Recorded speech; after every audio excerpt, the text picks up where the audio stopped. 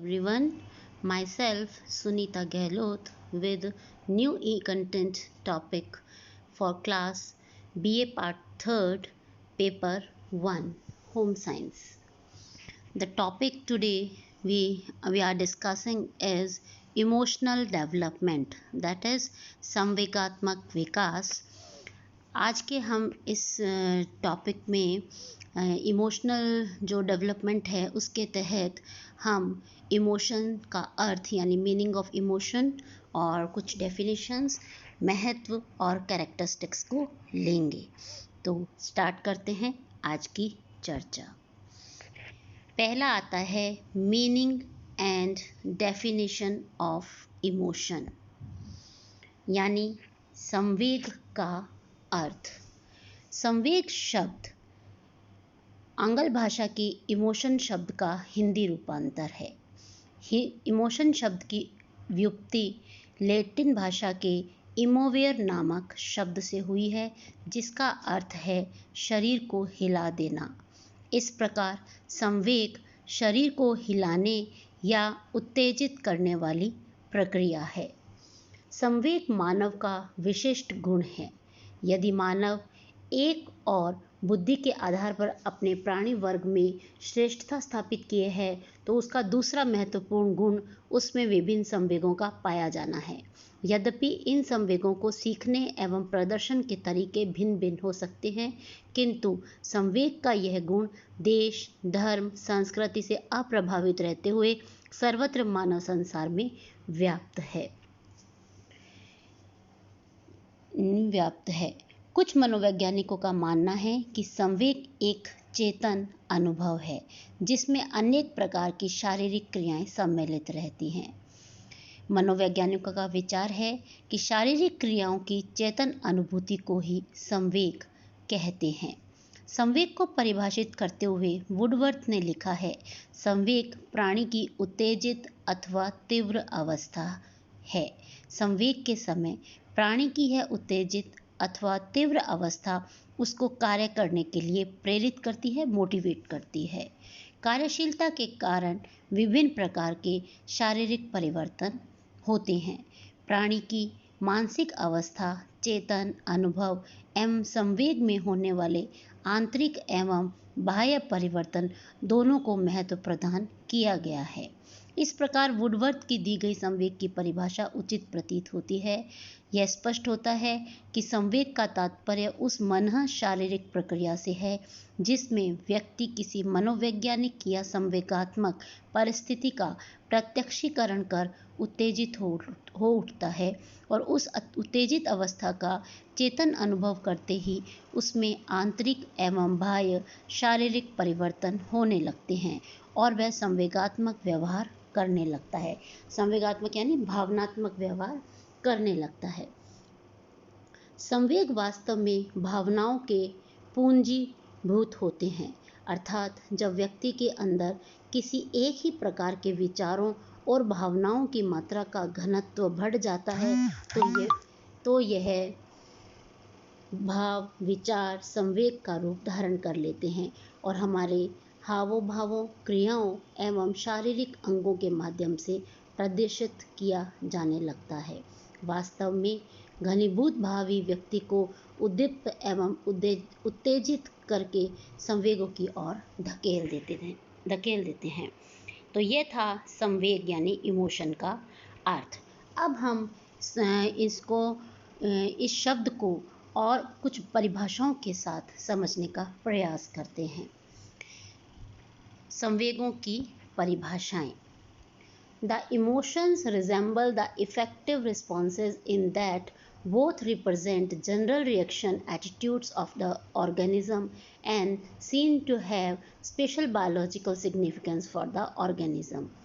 Boring, Langfield एवं Wild ने के अनुसार संवेग प्रभावात्मक क्रियाओं से इस दृष्टि से मिलते जुलते हैं कि दोनों जीवन की सामान्य प्रतिक्रिया मनोवृत्तियों का प्रतिनिधित्व करते हैं और जीवन के लिए विशिष्ट प्राणीशास्त्रीय महत्व रखते हैं. यहाँ पर इन्होंने संवेग का महत्व बताया है प्राणी के लिए. ऐसे ही पी टी यंग के अनुसार Emotion is an acute disturbance of the individual as a whole, psychological in organism origin involving behavior, conscious experience and visceral functioning। अर्थात संवेग संपूर्ण व्यक्ति के शरीर में तीव्र उपद्रव है जिनकी उत्पत्ति मनोवैज्ञानिक होती है। इसके अंतर्गत व्यवहार, चैतन्य, अनुभव तथा अंतःवयन क्रियाएं सम्मिलित होती हैं।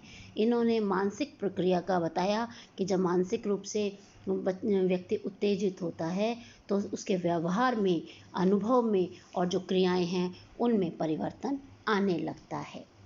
जर्सिल्ड के अनुसार the term emotion denotes a state of being moved, stirred up और aroused in some way. Jersild के अनुसार संवेग शब्द आवेश में आ जाने, भड़क उठने अथवा उत्तेजित होने की दशा को सूचित करता है। चाहे हम क्रोध में आते हैं या फिर हम प्रसन्नता का अनुभव करते हैं तो हम एकदम से उत्तेजित हो जाते हैं और हमारा जो पूरा बॉडी है उसके साथ रिएक्ट करता है। यह था जर्सिल्ड के अनुसार। आइजनिक ने भी अपना अनुभव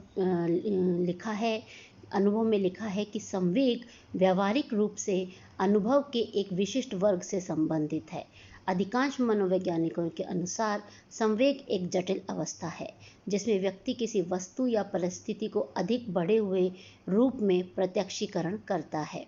इसमें बड़े स्तर पर शारीरिक परिवर्तन होते हैं।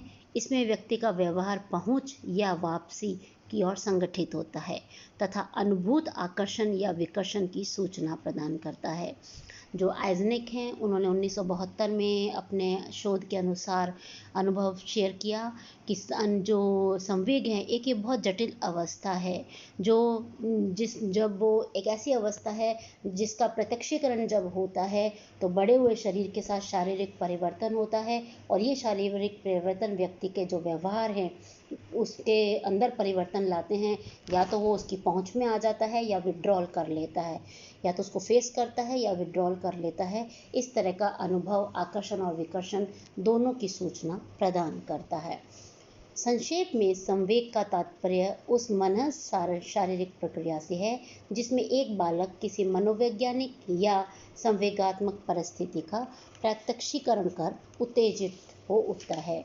यानी जब भी कोई ऐसी मानसिक प्रक्रिया होगी हमारे सामने तो हमारा व्यवहार में परिवर्तन आएगा और हम उत्तेजित हो उठेंगे। इसी को संवेग का नाम दिया गया है। तो कुछ परिभाषाओं के साथ हमने इसको जाना और समझा। अब आता है इम्पोर्टेंस ऑफ इमोशन, यानी इन संवेगों का महत्व क्या है, क्यों संवेग हमारे लिए ज़रूरी है। देखते हैं। मनुष्य के जीवन में संवेगों का बड़ा ही महत्व है। संवेग मनुष्य के बहुत से कार्यों के प्रेरक हैं, यानी वो मोटिवेटर की तरह कार्य करते हैं। संवेगहीन जीवन नीरस और आकर्षणहीन लगता है। प्रेम, वात्सल्य, स्नेह आदि से ही नहीं बल्कि प्रतिद्वंदिता, क्रोध आदि संवेगों से भी जीवन समृद्ध होता है। संवेग हमें क्रियाशील बनाते हैं। जन्म के तुरंत पश्चात बालक संवेगों को प्रकट करना आरंभ करता है, जिनमें कुछ संवेग स्वतः ही प्रकट होते हैं, कुछ संवेगों में पुनरावृत्ति होती है। अगर जन्म के समय ही अगर बच्चा ना रोए तो हम कह देते हैं कि उसमें वो खुद स्वतः ही प्रकट होते हैं, लेकिन ये व्यवहार प्रकट होना बहुत ज़रूरी है। यही भावों की अनुभूति है। संवेग का बालक के व्यक्तित्व पर प्रत्यक्ष प्रभाव पड़ता है। बालक प्रसन्नता या हर्ष संवेग व्यक्त कर आनंद को प्राप्त करता है और दुख की अनुभूति, विचार, संवेग बालक को चिंता में डाल देता है। दुखद अनुभूति यदि तीव्र होती है तो बालक अपना संतुलन खो बैठता है। अर्थात संवेग बालक के कौशल को प्रभावित करते हैं। संवेगों की अभिव्यक्ति से बालक के चेहरे की अभिव्यंजना स्पष्ट देखी जा सकती है। हरलॉक, जो कि एक बहुत बड़े शिक्षाविद रहे हैं, 1978 में उन्होंने लिखा है कि सुखद संवेग से बालक को आनंद की प्राप्ति होती है और तनाव मुक्त होता है। बालक के संवेग और संबंधित अनुक्रियाएं उनकी सामाजिक अंतःक्रियाओं को भी प्रभावित करती है। यही वह समय होता है जब बालक को यह ज्ञात हो जाता है कि मैं क्या हूँ, अर्थात सामाजिक मूल्यांकन में भी स्वयं कर लेता है। यानी सामाजिक मूल्यांकन में भी संवेगों का महत्व बहुत ज़्यादा है। मनोवैज्ञानिकों का कहना है कि संवेगों में शारीरिक परिवर्तन के साथ ही साथ मानसिक परिवर्तन भी होते हैं, अर्थात बालक को क्रियाशील बनाते हैं। संवेग बालक को आकस्मिक परिस्थितियों में सुरक्षा भी प्रदान करते हैं, क्योंकि इनकी उपस्थिति में बालक की क्रियाशीलता अधिक बढ़ जाने से वह खतरनाक परिस्थितियों से अपनी रक्षा कर सकता है, या तो वो उनको फेस करता है या विड्रॉल कर लेता है। यानी जो संवेगों के उपरांत जब शारीरिक क्रियाशीलता बढ़ती है तो ये उसको प्रेरित करते हैं, मोटिवेट करते हैं कुछ व्यवहार को लाने में, सोशल जो मूल्यांकन है उसको करने में, अपनी अनुभूतियों को शेयर करने में, समाज में एक स्थान पाने में। और ये सारी क्रियाशीलताएं इमोशंस की ही देन होती हैं। भावहीन जो मनुष्य है उसका कोई भी मूल्य नहीं होता है। तो संवेगों का हमारे जीवन में बहुत ही महत्वपूर्ण है, चाहे हमारा पॉजिटिव कैरेक्टर शो करता हो या नेगेटिव, हमारी पर्सनालिटी में भावों का एक प्रमुख स्थान देखा गया है। अब आता है कि ये था संवेगों का महत्व। अब हम बालकों के संवेगात्मक व्यवहार की कुछ विशेषताएं देख लेते हैं, क्योंकि वयस्क होने के बाद बालक की जो संवेगात्मक प्रतिक्रियाएं होती हैं वो वयस्क की जो प्रतिक्रियाएं हैं उनसे बिल्कुल अलग होती हैं। जैसे जैसे हम बड़े होते हैं, जब हम जन्म लेते हैं तब हमारे पास कोई भाव नहीं होता है, बट जैसे जैसे हम एनवायरनमेंट और आसपास की चीज़ों के साथ रिएक्ट करते हैं भाव उत्पन्न होने लग जाते हैं। और जैसे जैसे हम वयस्क होते जाते हैं उनमें स्थायित्व आ जाता है, नियंत्रण आ जाता है। वयस्क व्यक्ति और बाल्यावस्था के जो बालक हैं उनकी जो संवेगात्मक व्यवहार हैं उनमें बहुत सारे अंतर देखे गए हैं। बहुत अंतर होता है, उनकी विशेषताएं बहुत अलग होती हैं। तो अब हम बालकों के व्यवहार की, संवेगात्मक व्यवहार की कुछ विशेषताओं को देखते हैं। बालक के संवेगात्मक व्यवहार की विशेषताएं। वयस्कों के संवेगात्मक व्यवहार से बालकों का संवेगात्मक व्यवहार भिन्न होता है। बालकों के संवेगात्मक व्यवहार की ऐसी अनेक विशेषताएं होती हैं जो वयस्कों में नहीं पाई जाती है। बालकों के संवेगात्मक व्यवहार की प्रमुख विशेषताएं निम्नलिखित हैं। पहला है, बालकों के संवेगों का समय बहुत कम होता है। वयस्कों की अपेक्षा बालकों के संवेग बहुत कम समय तक रहते हैं। जैसे जैसे बालक की आयु में वृद्धि होती जाती है वैसे वैसे ही उसके संवेगों में स्थायित्व आ जाता है। दूसरा है, बालकों के संवेग बहुत उग्र होते हैं। बालकों के संवेगों में बहुत उग्रता पाई जाती है। यदि उनकी आवश्यकताओं की पूर्ति में थोड़ी सी भी बाधा पहुंचाई जाए तो वे एकदम क्रोधित हो उठते हैं। इसी प्रकार वे थोड़ी सी बात पर अपार हर्ष का अनुभव करने लगते हैं और थोड़ी सी ही बात पर चीखने चिल्लाने लगते हैं। इस संबंध में मनोवैज्ञानिकों का कथन है कि छोटी छोटी बात पर बालक एक साथ कई तीव्र प्रतिक्रियाएं करते हैं। प्राय 5-6 वर्ष बाद बालकों की उग्रता कम होने लगती है। नेक्स्ट है विशेषता, बालकों के संवेगों में बहुत शीघ्र परिवर्तन होता रहता है। बालकों के संवेगों में बहुत ही जल्दी परिवर्तन होता रहता है। कभी कभी वह रोता है तो कभी हंसता है, कभी मुस्कुराता है तो कभी क्रोधित होता है। इस प्रकार की परिवर्तनशीलता का कारण यह है कि बालकों के संवेग अपने मूल रूप में नहीं रहते और वे परिस्थिति पाकर एक रूप से दूसरे रूप में परिवर्तित होते रहते हैं। जैसे जैसे बालक बड़ा होता जाता है वैसे वैसे उनमें मूल रूप से संवेगों की अभिव्यक्ति बढ़ती जाती है। बालकों की शारीरिक अभिव्यक्तियां बहुत स्पष्ट होती हैं। बालकों में संवेगों की अनुभूति के समय जो शारीरिक अभिव्यक्तियां होती हैं वे वयस्कों की अपेक्षा बहुत स्पष्ट होती हैं। जब बालक क्रोधित होता है तो उसकी आंखें लाल हो जाती है, हाथ पैर पटकने लगता है, दांत पीसने लगता है। इसी प्रकार जब हर्ष की अनुभूति होती है तो वह हाथ पैर हिलाने डुलाने लगता है और उछलने कूदने लगता है। बालिकाओं की अपेक्षा बालकों की शारीरिक अभिव्यक्तियां अधिक स्पष्ट होती है, अर्थात बालक अपने पूरे शरीर के साथ, शारीरिक क्रियाओं के साथ अपने संवेगों की अभिव्यक्ति करता है। नेक्स्ट है, बालकों के संवेग बार बार प्रकट होते हैं। वयस्कों की अपेक्षा बालकों की संवेगात्मक अनुभूति की पुनरावृत्ति अधिक होती है। इसका सबसे प्रमुख कारण यह है कि बालक अपने वातावरण से समायोजन स्थापित नहीं कर पाता है।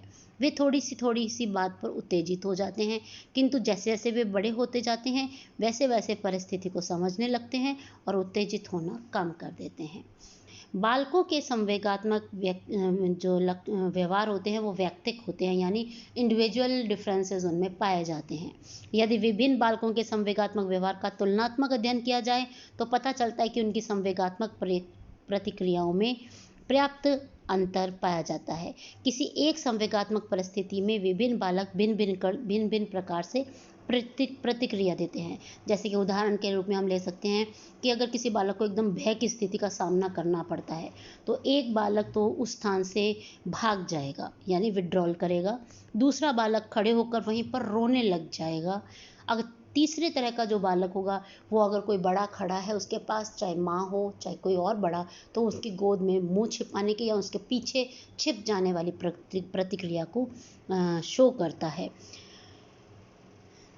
ऐसे ही कहीं पे भी जब जाते हैं तो इनके ये इंडिविजुअल डिफरेंसेस जो है बालकों में पाए जाते हैं, यानी भय की परिस्थिति में अलग अलग संवेगों की तरह से उनके जो लक्षण हैं वो स्पष्ट होते हैं। नेक्स्ट आता है बालकों के संवेगात्मक व्यवहार के कुछ लक्षण होते हैं। यदि बालकों के संवेगात्मक व्यवहार का अध्ययन किया जाए तो पता चलता है कि बालक के संवेगात्मक व्यवहार के कुछ स्पष्ट लक्षण होते हैं, जैसे हाथ पैर पटकना, नाखून काटना, अंगूठा चूसना, बेचैनी, आवाज़ लड़खड़ाना, जिद्दीपन, चीखना, चिल्लाना, दिवा स्वप्न देखना, दांत पीसना, गिरकर शरीर को हिलाना डुलाना आदि। ये सारे लक्षणों के साथ वो अपने संवेगों को प्रकट करता है, जबकि जो वयस्क होता है वो अपने लक्षणों को इस तरह से अभिव्यक्त नहीं करते हैं, उनमें भिन्नता पाई जाती है, उनमें परिपक्वता पाई जाती है। बालकों के संवेगों का हस्तांतरण होता रहता है। बालकों के संवेगों का एक परिस्थिति से दूसरी परिस्थिति में स्थानांतरण होता रहता है। उदाहरण के लिए बालक माँ से कोई वस्तु प्राप्त करने पर क्रोधित हो सकता है। कुछ देर बाद ऐसा लगता है कि वह शांत हो गया, किंतु कुछ समय बाद थोड़ी देर बाद ही वह अपने छोटे भाई से मारपीट करता है और इस तरह अपने क्रोध को स्थानांतरित करके संतुष्टि प्राप्त करता है। बालकों के संवेगात्मक अभिव्यक्ति में अंतर पाया जाता है। प्रारंभ में जब बालक द्वारा मांगी हुई वस्तु की पूर्ति नहीं होती है तो वह रोता और चिल्लाता है, किंतु जब वह बाद में देखता है कि रोना चिल्लाने से भी कोई फायदा नहीं हुआ है, किसी ने भी उस पर कोई प्रतिक्रिया नहीं दी है, तो वह अपनी अभिव्यक्ति में अंतर कर लेता है। यह अंतर उसमें पाया जाता है। अब वह रोने चिल्लाने के स्थान पर हंसकर या किसी और तरीके से अपनी बात को मनवाने की कोशिश करता है। फिर आता है कि बालकों के उनकी जो संवेग होते हैं उन पर उनका नियंत्रण नहीं होता है। बालकों के संवेग इतने तीव्र होते हैं कि बालक उन पर कई बार नियंत्रण नहीं कर पाता है और अपना संतुलन खो बैठता है। बालकों के जो संवेग हैं वो जल्दी ही पहचान में आ जाते हैं। एक प्रौढ़ व्यक्ति अपने संवेगों भावों को छिपाने में सफल हो जाते हैं, जबकि एक बालक के लिए यह प्रयास सफल नहीं हो पाता है। उनकी बेचैनी, घबराहट, भय, क्रोध साफ साफ उनके चेहरे पर झलकने लगता है, जबकि वयस्क जो है अपनी बहुत बार अपने संवेगों को छिपा देते हैं। स्पेशली जो मेल मेंबर्स होते हैं वो अपने संवेगों को छिपाने में सफल रहते हैं। साथ ही बालकों के संवेग क्षणिक होते हैं। बालकों के संवेग पल पल में परिवर्तित होते रहते हैं, यानी उनमें लचीलापन पाया जाता है। वो मूल रूप में नहीं रहते हैं, एक परिस्थिति से दूसरी परिस्थिति में परिवर्तित हो जाते हैं। रोता हुआ बालक एकदम से हंसने लग जाता है। तो ये लचीलापन, ये फ्लेक्सिबिलिटी जो है बालकों के संवेगों में देखने को मिलती है। तो हम कह सकते हैं कि ये थे बालक की कुछ व्यवहार की विशेषताएं जो स्पष्ट रूप से हमें दिख रही हैं कि वयस्क जो लोग हैं उनके संवेगों की जो प्रतिक्रियाएं हैं उनसे बहुत भिन्न हैं। तो आज का जो ये टॉपिक है उसमें हमने इमोशन यानी संवेग का अर्थ जाना, कुछ परिभाषाओं के साथ ही हमने महत्व जाना कि ये भाव ना होते तो ज़िंदगी कितनी नीरस होती। साथ ही हमने बालकों के संवेगात्मक व्यवहार की कुछ विशेषताओं को भी हमने देखा और उनके अर्थ को समझने की कोशिश भी की है। इसके साथ ही ये जो आज का जो टॉपिक है वो पार्ट 1 के रूप में यहीं पर समाप्त होता है। यही जो चैप्टर है संवेगात्मक विकास, इसका जो नेक्स्ट जो इस कंटिन्यू रहेगा पार्ट 2 में इसके आगे के टॉपिक्स पर हम चर्चा करेंगे। मैं आशा करती हूँ कि आज का जो संवेगात्मक विकास का इंट्रोडक्टरी पार्ट था वो आपने अच्छे से जाना और समझा होगा। तो ये टॉपिक यहीं पर समाप्त होता है। धन्यवाद।